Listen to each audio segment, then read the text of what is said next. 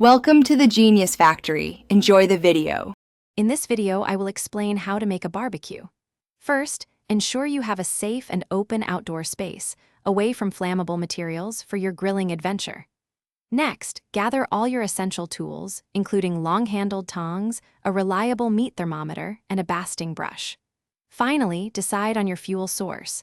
Charcoal offers a smoky flavor, while propane provides quick and consistent heat. Proper preparation is key to a successful and enjoyable cookout. Once your area is prepped, it's time to set up your grill. If using charcoal, create two zones, one for direct, high heat and another for indirect, lower heat. For gas grills, preheat to about 375 degrees Fahrenheit or 190 degrees Celsius for 10 to 15 minutes. Always clean your grates with a sturdy wire brush to prevent sticking and ensure even cooking. This step is crucial for achieving those perfect grill marks and flavors. Now for the cooking. Always use a meat thermometer to ensure your food reaches safe internal temperatures. For example, chicken should be 165 degrees Fahrenheit. Avoid constantly flipping your food. Turning it just once or twice helps create a delicious crust and keeps it juicy.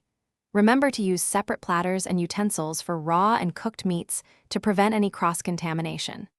Safety and proper technique lead to delicious and healthy results.